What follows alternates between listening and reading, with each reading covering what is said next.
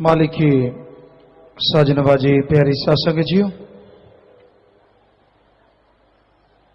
जो भी जीव यहां पे सत्संग पंडाल में रूहानी सत्संग में चल के आ रहे हैं, अपने कीमती समय को निकाल के बेशकीमती बनाने के लिए आप लोग पधारे हैं, पधार रहे हैं। आसपास से दूर दराज से जो भी सत्संग पधारी, आप सबका बहुत बहुत स्वागत करते हैं। जी आयन को शामदीद कहते हैं, मोस्ट वेलकम। तो आज जो भजन है जिस पे सत्संग होना है, वो भजन है होता नाम से उद्धार, ले नाम चितार, सभी संतों ने कहा यही है पुकार। नाम उस परम पिता परमात्मा का, हर इंसान का नाम है और नाम से पहचान है। नाम लेके बुलाओ तो इंसान बोलता है, आदमी आदमी कहते रहो तो कोई नहीं बोलता। उसी तरह उस परम पिता परमात्मा का नाम, उस ओंकार, उस सुप्रीम पावर की पहचान मालिक का नाम है, प्रभु का नाम है। और इस नाम का पता सत्संग में चल के आने से लगता है। कोई सत्संग सुने, अमल करे तो नाम के बारे में जरूर यकीन आता है। नाम मूल मंत्र है। जैसे मैथमेटिक्स होता है, साइंस में कोई भी सब्जेक्ट है, फिजिक्स, केमिस्ट्री, बायोलॉजी, कोई भी आप ले लीजिए, उनके कुछ मेथड हैं, कुछ फार्मूले हैं। उनको याद रखा जाए तो आसानी से जो क्वेश्चन है, जो प्रश्न है, उनका उत्तर मिल जाया करता है। ऐसे ही जिंदगी, इंसानी जिंदगी से पहले पता नहीं कितने बार आत्मा कौन से शरीरों में गई, कितने बार मरी, और जीते जी भी कितने बार मरी और कितने बार जिंदा हुई, इसका तो कोई हिसाब किताब नहीं। जन्मों का हिसाब किताब बताया जाता है कि 84 लाख शरीरों में आत्मा को जाना पड़ता है, मरना पड़ता है। पर एक शरीर में कितने बार आत्मा मरती जिंदा होती है, ये तो आप देखते ही हैं। मनुष्य शरीर में ले लीजिए, कोई डर आ गया, कोई चिंता लग गई, बहुत बड़ी मुश्किल आ गई तो आदमी मर जाता है, बिल्कुल मरना सन। मालिक की कृपा हुई, हिम्मत की, उस परेशानी से निकल गया, फिर से जिंदा हो जाता है। फिर कोई परेशानी आई, फिर मरता है, फिर जिंदा होता है। पता नहीं जिंदगी में लोग जीते जी कितने बार जिंदा होते और मरते रहते हैं, बेइंतहा दुख उठाते रहते हैं।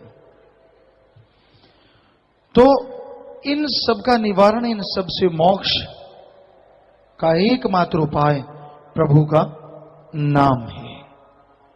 राम नाम का सुमरन, भक्ति, इबादत एक ऐसा तरीका है जिसको लेने से ये बार बार का जन्म मरण भी खत्म होता है और आवागमन भी खत्म हो जाता है। सच्चा मोक्ष, सच्चा मुक्ति का रास्ता परमात्मा का नाम है। सच्चे दिल से इसका जाप करो, सच्चे दिल से इबादत करो। इंसान को क्या नहीं मिलता, हर चीज मिल सकती है। नाजायज तो कुछ भी नहीं मिलेगा। कहीं आप गलत कोई मांग लेके सुमरण करें तो नहीं, हां जायज अगर आप भक्ति इबादत करें सच्ची तड़प लगन से, तो जायज मांग आपकी मालिक जरूर पूरी कर देंगे। वो पूछेंगे भी नहीं। एक कहावत कि एक सज्जन की किसी मिस्त्री भाई से दोस्ती, और वो मिस्त्री भाई रोजाना उसके पास आता, लकड़ी का मिस्त्री। एक दिन उसकी चारपाई टूट गई, हत्था टूट गया, पुराने टाइम की बात। तो दोस्त आके वापस चला गया। किसी ने कहा, यार तेरा दोस्त है लकड़ी का मिस्त्री, आप बहुत ज्यादा प्यार है, तो ये बाही, ये हत्था तू डलवा ले। कहने का कह के डलवाया तो बड़ा डलवाया।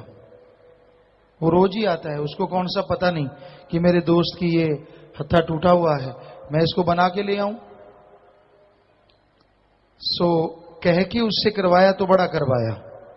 बस आप उसका सुमरण करो, भक्ति करो, इबादत करो, बचनों पे रहो।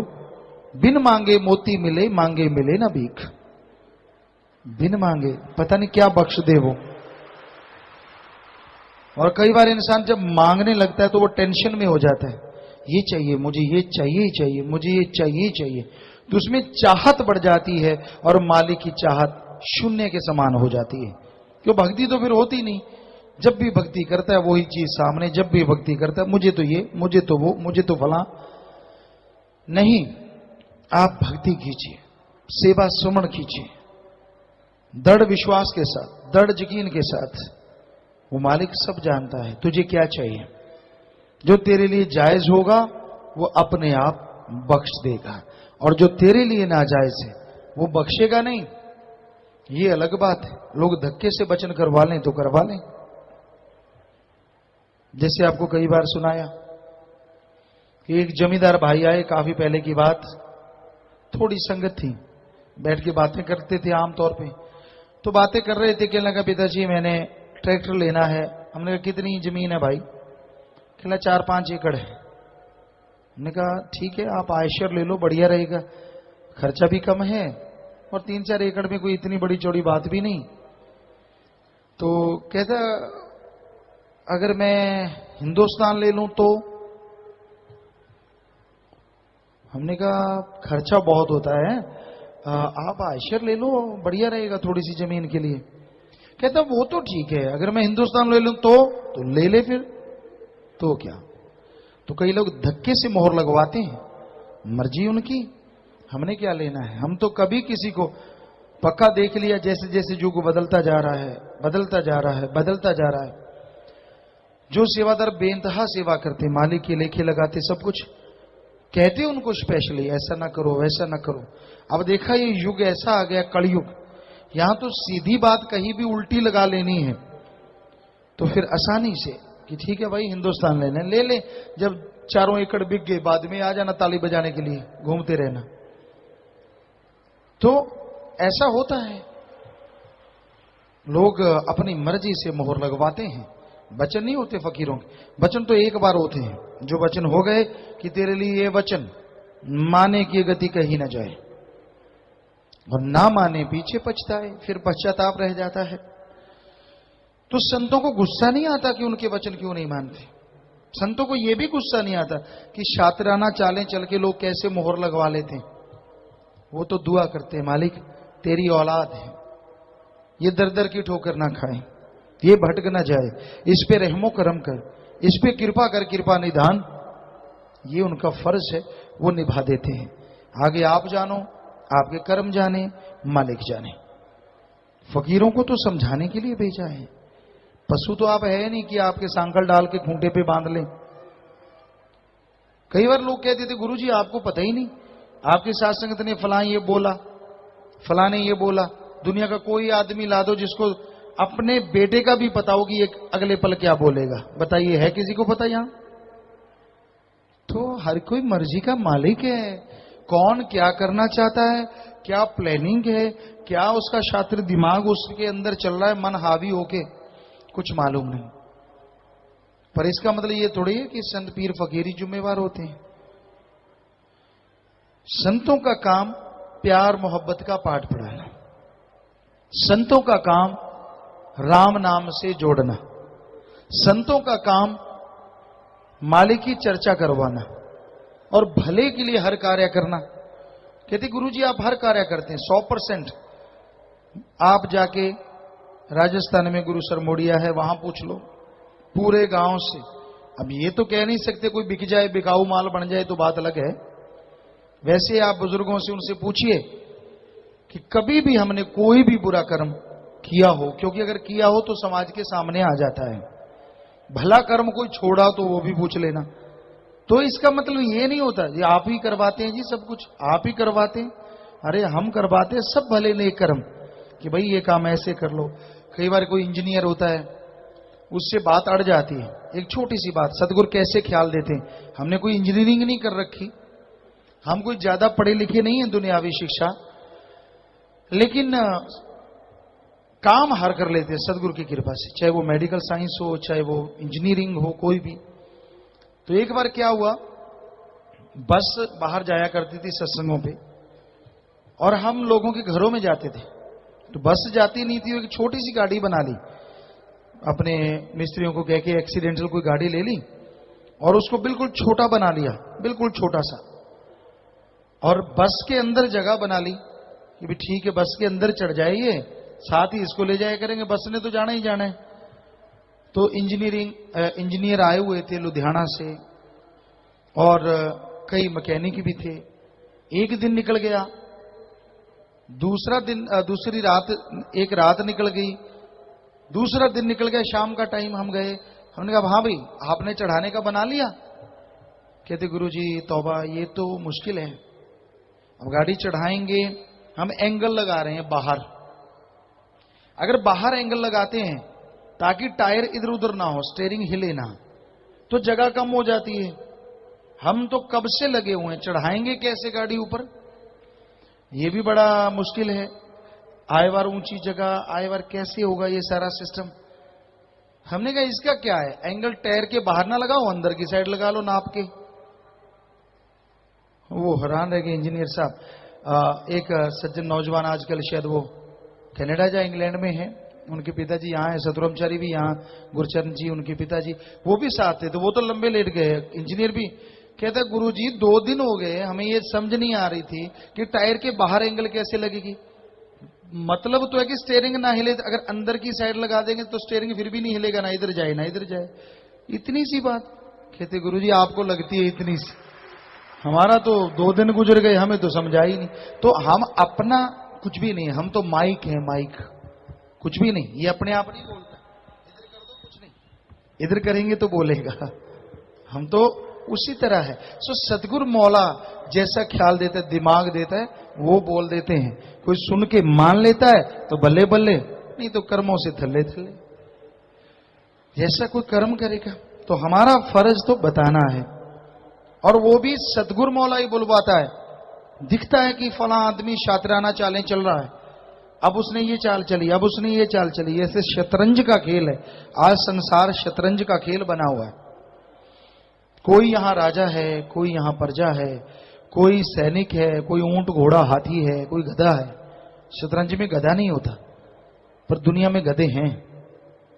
वो गधे जो अपनी अकल का इस्तेमाल नहीं करते, उसको जैसा कहा जाता है वैसे ही।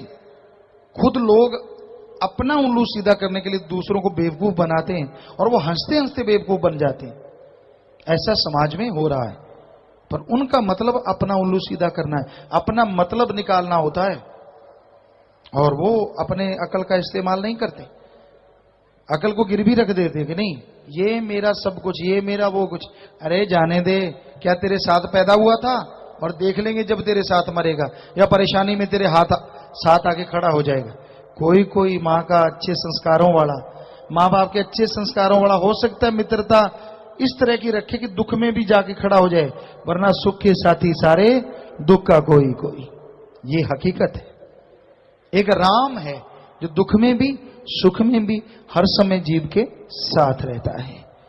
तो इस घोर कलयुग में ऐसा दौर चला हुआ है। सच्चे साईं मस्ताना जी महाराज ने, परम पिता शास्त्राम जी दाता रहबर आम फरमाया करते हैं कि भाई जो दिन गुजर गया वो अच्छा है, जो आएगा वो और बुरा। और हकीकत है, दिन जो गुजर जाते हैं ठीक है वो अच्छे हैं, और जो रह रहे हैं है तो बुरे।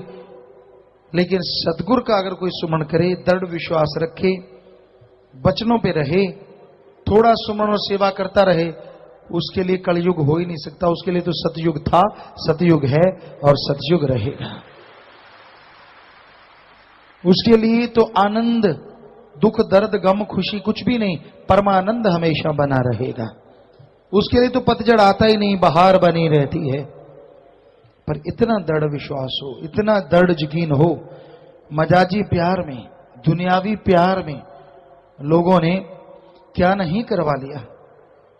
कहते हैं मजनू, एक किसी शायर ने लिखा है, मजनू लैला के इश्क में इतना सूख गया, इतना सूख गया खड़े खड़े जंगलात में कि यूं लगने लगा जैसे पेड़ का कोई तना हो। चिड़ियों ने घोंसले, चारों तरफ घास फूस लग गया आंधी से सारों। तो किसी ने आके कुल्हाड़ी का बार किया कि चलो ये लकड़ सूखी पड़ी है, तो उसके थोड़ा सा खून निकला है, उसकी आह निकली। कहता ओए ये तो आदमी है, अंधेरा सा था। कहता हो तू कौन? कहते मैं मजनू। कहता हो पागल, लैला के लिए इतना पागल हुआ पड़ा है, इतना कहीं भगवान के लिए होता तो वो तेरे पास आ खड़ा होता। देखिए दुनियावी इश्क। वो कहने लगा कि मैं लैला के लिए आशिक हूं, तू कहता है भगवान की बात। भगवान ने भी आना है तो लैला बन के आए, मुझे भगवान से कुछ लेना देना नहीं है। और मिलना क्या था? आवागमन में तो जाना ही, जितनी मर्जी सच्ची या इश्क लड़ा लो। है तो दो जिस्मों का इश्क, है तो इंसान का इंसान से, इंसान का भगवान से हो तो ही मोक्ष है, वरना जितना मर्जी कर लो, कोई कुछ कर ले, सवाल पैदा नहीं मोक्ष मुक्ति मिल जाए। तो वो इतना पगला गया, तो कोई उससे चलो 10-15% ही उस अल्लाह वाहिगुरु राम के लिए पगला जाए, हम गारंटी देते हैं उसकी जिंदगी में पतझड़ नहीं आएगा, बहार ही रहेगी, बहार ही रहेगी। लोग एक दूसरे के साथ तो पागल हुए रहते हैं, पर राम की उसकी भक्ति इबादत में, उसकी याद में कोई कोई है जो पगलाया होगा। आज लोगों के अंदर खुद गर्जी है, हौमे अहंकार ठूस ठूस के भरा हुआ है। गलती करके भी लोग गलती कबूल नहीं करते, बुरा कर्म करके भी इस तरह शो करते हैं कि मैं तो दुनिया का सबसे नेक इंसान हूं। अरे भाई, इंसानों को बुद्धू बना देगा, फकीर चुप हो जाएंगे, पर अल्लाह ताला वो वाहिगुरु वो राम, वो तो सबको देख रहा है। वो तो जैसे कर्म करोगे वैसे ही फल देगा ना। राम जरो के बैठ के सबका मुजरा ले, जैसी जिसकी भावना तैसा ही फल दे।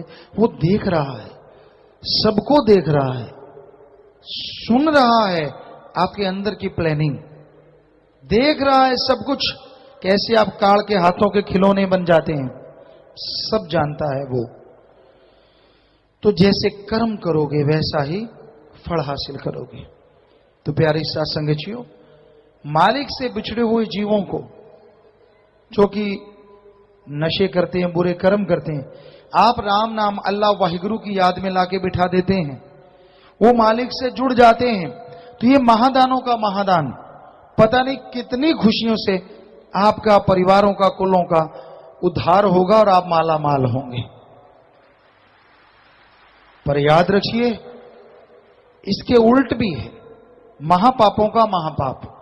अगर किसी एक औलाद को आप अल्लाह वाहिगुरु राम से दूर करने की चेष्टा करते हैं, अपने शातिर दिमाग का इस्तेमाल करके, अपने मन हरामी के पीछे लग के किसी एक बच्चे को भी उसके सतगुरु मौला दाता रहबर से दूर करते हैं, तो यकीन कीजिए कोड़ी कुश्तियों से भी बदतर हाल एक दिन जरूर हो जाएगा। क्योंकि अगर जोड़ने के महादानों का महादान है, तो एक बच्चे को भी तोड़ना महापापों का महापाप है। सो ऐसा कर्म ना करो कभी भी, कोई भी जीव। ठीक है, आपका मन नहीं मानता, ना माने, सुमन कर लो, सेवा कर लो, खुशी आपको मिलनी है, फिर भी नहीं मानता तो क्या किया जा सकता है? संतों को ना किसी से डर होता है, ना ही किसी को वो डराते हैं, ना डराते हैं ना डर, क्योंकि उनका किसी से बैर विरोध होता ही नहीं। निर्भय से प्यार है और निर्भय ही फकीर हो जाया करते हैं। पर यकीन मानिए, हम गिरगिट बने लोगों को देख रहे हैं, पल में रंग बदल जाते हैं, पल में चलते चलते रंग बदल जाते। भक्ति के सामने काम वासना, क्रोध, लोभ, मोह, अहंकार, मन माया जब आता है, भक्ति भुक्ति सब छुट्टी हो जाती है।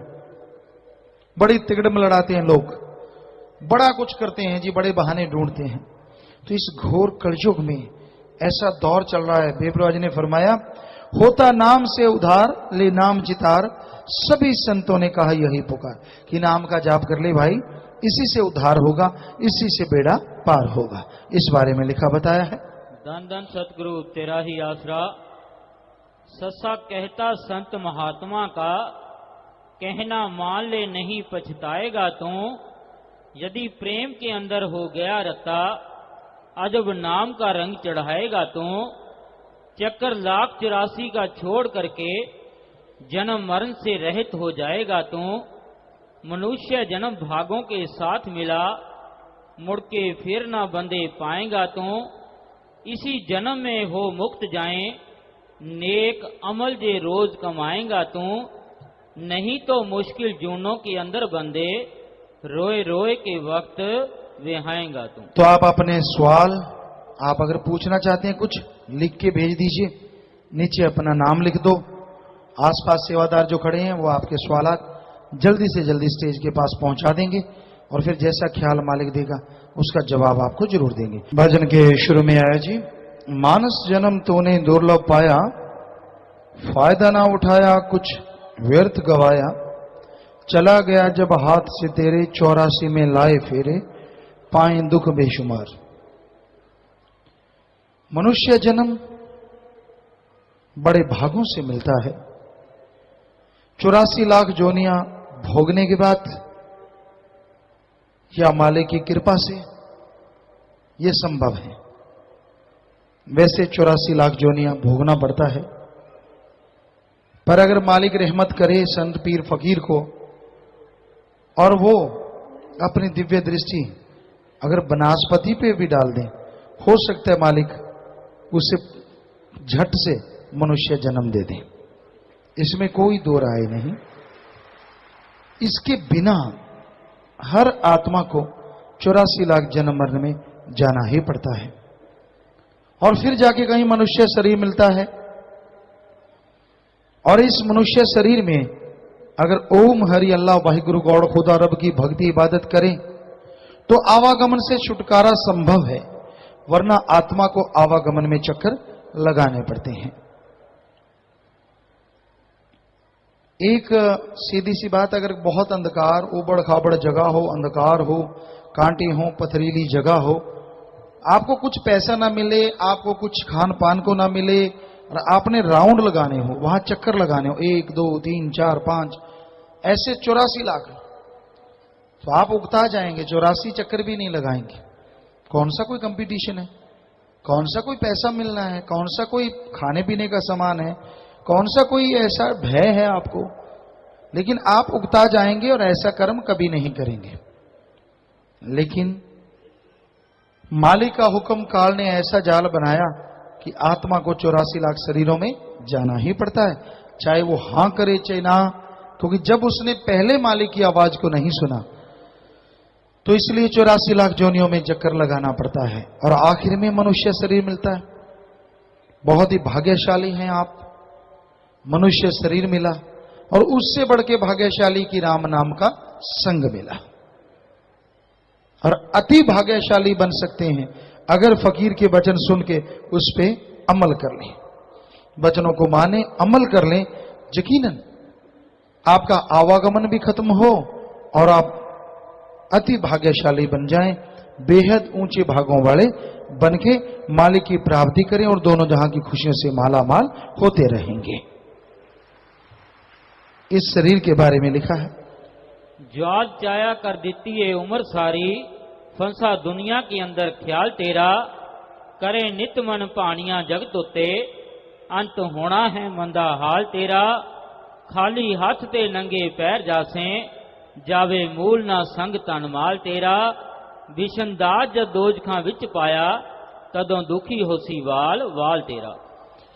तो संतों ने, पीर पैगंबरों ने बताया, इसी ही जन्म में था नाम दयाना, आत्मा बेचारी को था जेल से छुड़ाना, रात को सोया दिन को खाया, हीरा जन्म अमोल गवाया, काहे का होशियार।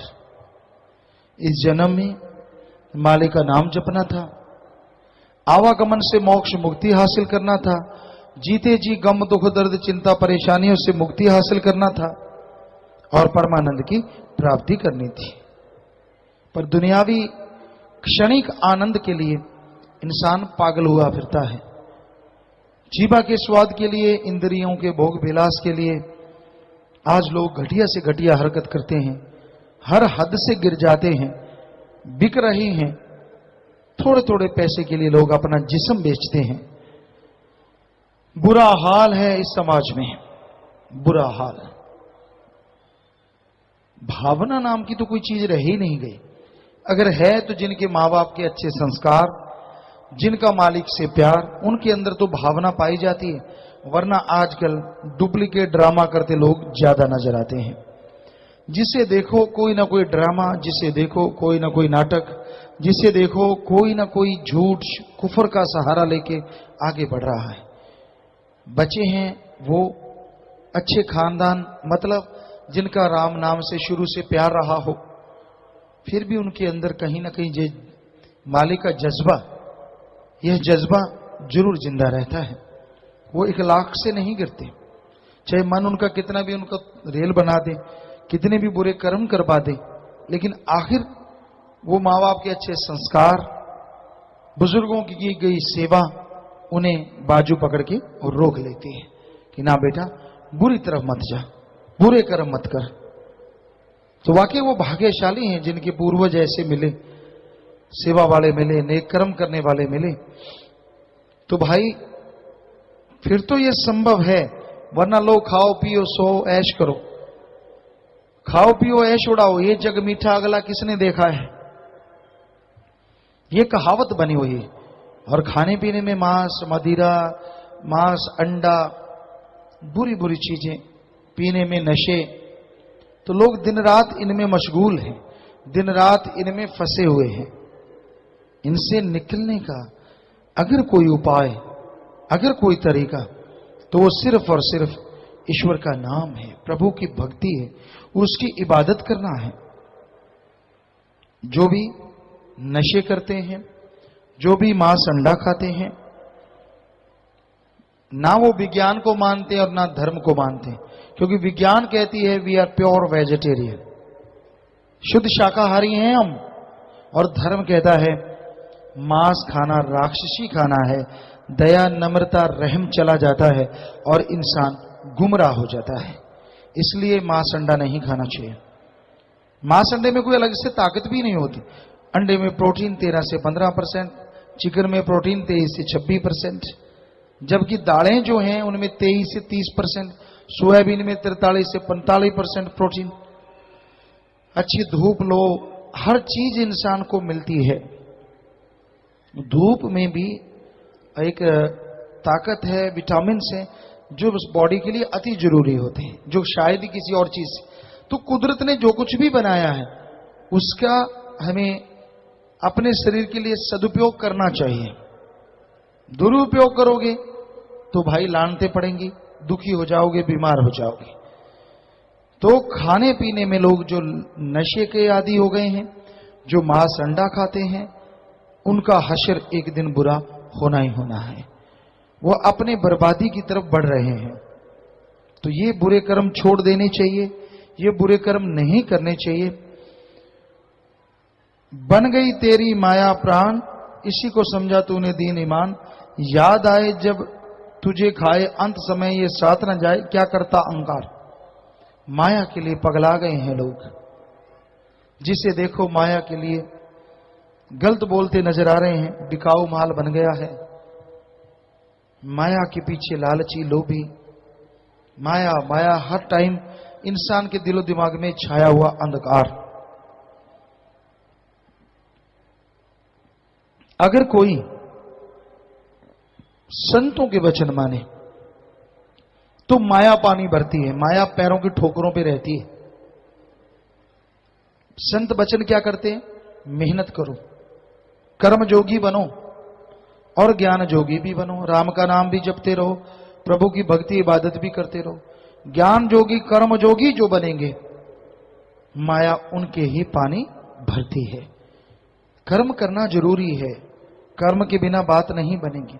तो इसलिए ज्ञान जोगी कर्म जोगी बन के आगे बढ़ते जाओ, मालिक की कृपा के काबिल बनोगे और दोनों जहां की खुशियों के हकदार एक दिन जरूर बन पाओगे।